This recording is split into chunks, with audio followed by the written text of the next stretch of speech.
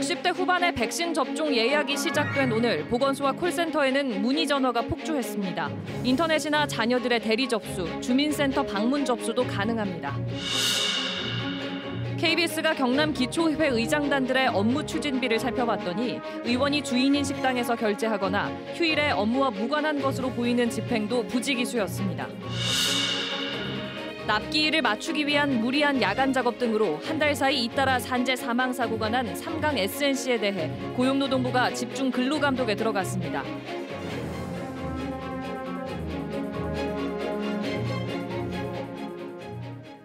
여러분 안녕하십니까? KBS 9시 뉴스 경남입니다. 정부가 오늘부터 코로나19 백신 접종 사전 예약 대상을 60대 후반까지로 확대했습니다. 이렇게 노년층의 백신 접종 대상은 점차 늘어나고 있지만 정작 어디서 어떻게 하면 접종 예약을 할 수 있는 건지 혼자서는 신청조차 쉽지 않은 어르신들도 많을 텐데요. 손원혁 기자가 백신 예약 신청하는 방법 자세히 설명해 드립니다. 한 복지센터 전화가 쉴 새 없이 이어집니다. 코로나19 예방 백신 예약 문의가 크게 늘었기 때문입니다. 어르신들은 전화 연결이 되지 않아 어려움을 겪기도 합니다. 인터넷을 할 줄 모르는데 그럼 인터넷하고 동에서는 전화 안 받고 보건소 전화 안 받고 2시간, 3시간 노는데 전화 돌리고 하고로. 지난 6일부터 70살에서 74살의 사전 예약이 진행된 데 이어 오늘부터 65살에서 69살 접수도 시작됐습니다. 경남 지역 대상자만 약 34만 명. 오는 13일부터는 60살에서 64살 접수가 시작돼 27만 명이 추가됩니다. 시군 보건소를 포함해 하루 전화 접수를 받는 직원은 경남에 모두 100여 명. 전화 문의가 몰리다 보니 연결이 쉽지 않습니다. 고객이 통화 중입니다. 다음에 다시 걸어주시기 바랍니다. 콜센터 전화 접수 말고도 질병관리청 접종 사전 예약 누리집 인터넷으로 접수하는 방법이 있습니다. 가족이나 친지의 대리 접수도 가능합니다. 각 시군 주민센터를 직접 방문해 접수할 수도 있습니다. 경남의 65살에서 74살까지 예약자는 오는 27일부터, 60살에서 64살은 다음 달 7일부터 경남 지역 800여 곳의 위탁 의료기관에서 아스트라제네카 백신 접종이 시작됩니다. 경상남도는 고령층의 백신 접종을 다음 달 19일까지 모두 완료할 계획입니다. 코로나19로 숨진 환자 가운데 95%가 60대 이상 고령층. 방역당국은 1차 접종으로도 87%의 감염 예방 효과가 있다고 강조했습니다. 홀로 계신 또는 연로하신 부모님을 위해서 자녀분들이 직접 대리 예약을 해주시는 것은 5월 가정의 날을 맞아 아주 소중한 선물이 될 것입니다. 방역당국은 화이자 백신 수급 불균형으로 1차 백신 접종을 하지 못한 75살 이상 예약자는 오는 27일부터 접종이 시작될 것으로 전망했습니다. KBS 뉴스 손원혁입니다. 경남의 코로나19 신규 확진자가 한 달여 만에 한 자릿수로 떨어졌습니다. 오늘 경남의 신규 확진자는 양산 4명, 창원 3명, 진주 2명 등 모두 9명으로 지난달 5일 이후 한 달여 만에 한 자릿수를 기록했습니다. 한편 진주시는 애초 오늘까지 적용하기로 했던 사회적 거리 두기 2단계를 오는 16일까지 연장하기로 했습니다. 진주 지역의 지난 한 주 하루 평균 확진자는 7.5명으로 경상남도의 1.5단계 기준을 넘었습니다.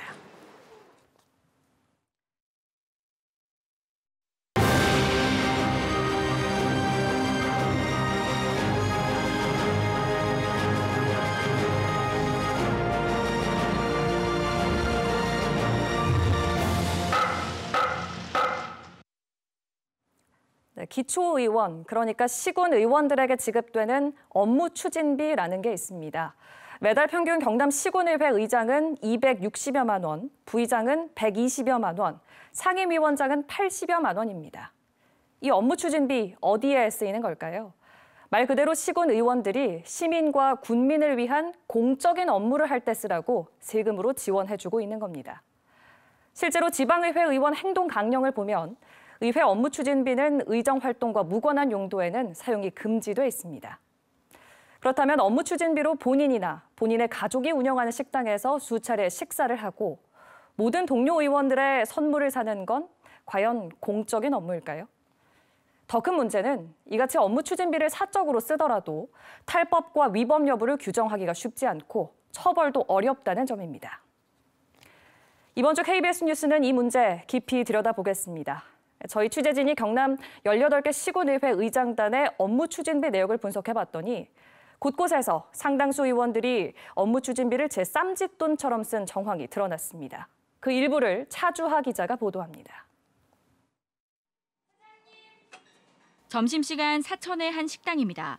사천시의회 김규헌 의원이 손님들의 식사비 계산 일을 맡고 있습니다. 김 의원의 부인이 운영하는 식당인 겁니다. 김규헌 의원님 맞으세요? 왜 어떻게 합니까? 잘 안 있는데 오늘따라 여기 다른 손님 오신대요. 사천시의회 의장단이 지난 2년 6개월 동안 이 식당에서 쓴 업무 추진비는 12차례 311만여 원. 이 가운데 전반기 의장단이었던 김 의원이 결제한 것은 7차례 182만여 원으로 절반이 넘습니다. 사용 내역은 간담회 주제나 참석자 내역도 없습니다. 가서 맛 좀 보자고 해서 자기들이 건의를 해서 저도 아무 생각 없이 그렇게 했고 본인이 가족이 운영하는 이런 식당에 먹지 말라 이렇게 지침을 주었으면 저는 틀림없이 안 왔을 겁니다. 같은 기간 산청군 의장단이 11차례에 걸쳐 업무 추진비 182만여 원을 쓴 식당입니다. 김수환 의원이 소유하고 가족이 운영하고 있습니다. 저를 보고 갔다고는 생각을 안 합니다. 우리 운영위원장 거 몇 번 써본 적은 있습니다. 한두 번 써봤을까? 동생이 하는데 거기 가서 밥 먹고 밥을 먹었으면 밥값은 줘야 되잖아요. 주말 사용도 허다합니다. 경남 18개 시군의회 가운데 주말 사용이 가장 많은 것으로 집계된 하동군의회 의장단. 2018년 7월부터 지난 1월까지 주말에 쓴 업무 추진비만 307차례에 걸쳐 2,500여만 원에 이릅니다. 신재범 전반기 의장은 주말 사용 55건 가운데 32건 300여만 원을 자신의 거주지인 옥종면에서 썼습니다. 대부분 직원 격려라고 적혀 있지만 주민들의 말은 다릅니다. 내놓기로 하고 됩니다. 직원들이랑 오는 거 지금 왜 올리는 거지? 회사가 아닐 때는 이제 수용을 하고 같이 않아요. 주말에 서울의 고깃집과 통영의 게장집 등 다른 지역에서 쓴 7건도 대부분 직원 격려용으로 올렸습니다. 다수 민원도 많고 할 일이 굉장히 많습니다. 밤으로도 회의를 하면서 가끔 합니다. 하고 출장 가서 저희들이 그 손님하고 식사를 한 건데 그건 아마 좀 공무원들이 오류가 있었는가 봅니다. 윤영현 전반기 산업건설위원장도 주말에만 90차례 408만여 원, 거주지인 금남면에서 17차례, 특정 소고기집에서만 18차례 123만 원을 썼습니다. 국민권익위원회는 자신이 운영하는 식당에서 업무 추진비를 쓴 지방의원의 사례에 대해 예산 목적에서 벗어난 사용으로 행동 강령을 어겼다고 해석했습니다. 또 휴일이나 관할이 아닌 곳에서 사용을 제한하도록 조례 제정을 권고하고 있지만 하동과 함양, 의령, 밀양 등 경남 4개 기초의회는 관련 조례나 규칙이 아예 없습니다. KBS 뉴스 차주합니다. 이어서 내일은 경남 시군의회 곳곳에서 벌어지고 있는 업무 추진비의 또 다른 꼼수 사용 실태를 자세히 보도해드리겠습니다. 네, 다음 소식입니다. 불과 한 달 사이 하청업체 직원 2명이 잇따라 숨진 고성의 조선업체 삼강 SNC. 그곳에서 무슨 일이 일어나고 있었던 건지 조금씩 밝혀지고 있습니다. 무리한 야간 작업, 이른바 물량 천외기가 사고 원인으로 지목되고 있습니다. 박기원 기자입니다.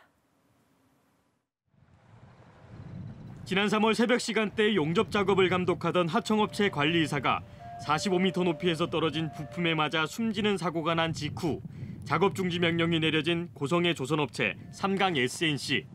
지난달 20일 작업 중지 명령이 풀리자마자 20일 동안 중단된 생산 물량을 쳐내려고 또다시 야간 작업에 들어갔습니다.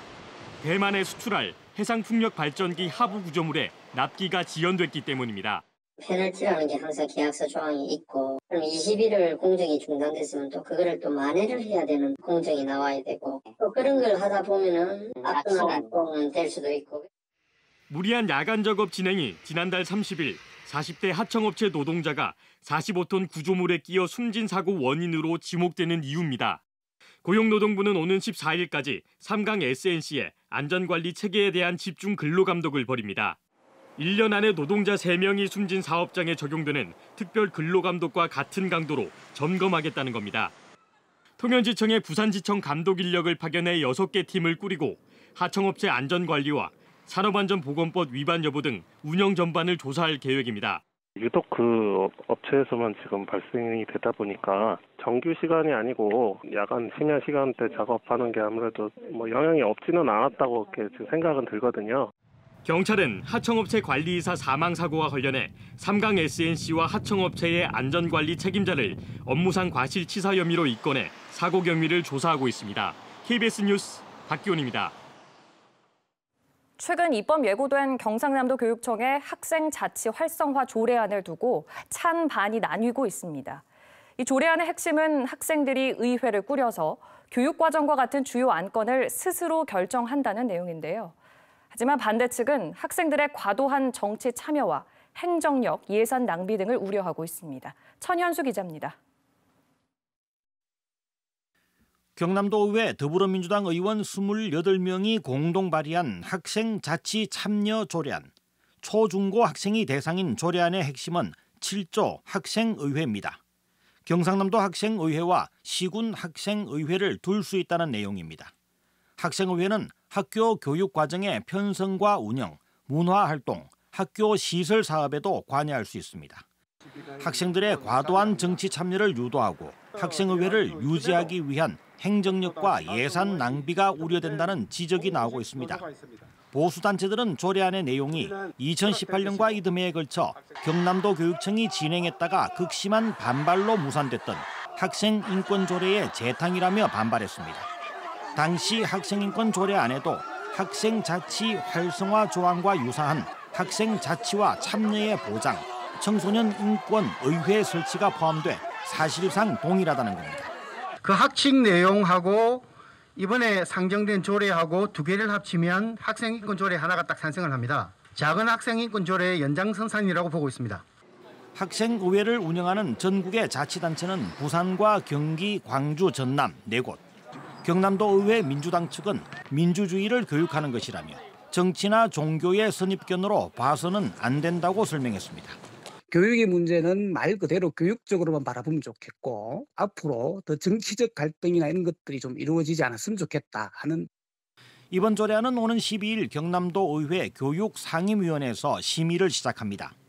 경남도의회 국민의힘 의원들을 중심으로 학생자치 참여 조례에 대한 반대 기류가 강하게 형성되고 있습니다. 이에 따라 2년 전 학생인권조례 추진 때와 같은 학교를 둘러싼 첨예한 사회적 갈등이 예상되고 있습니다. KBS 뉴스 천현수입니다.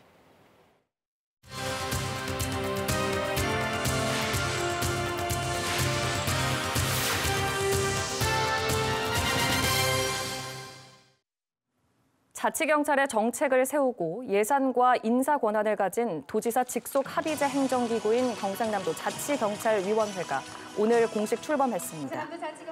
자치경찰위원회는 김현태 전 창원대 총장과 황문규 중부대 교수, 고규정, 김주열 변호사와 윤창수 전 총경, 한규학 경남 태권도 협회장 등 7명으로 꾸려졌습니다.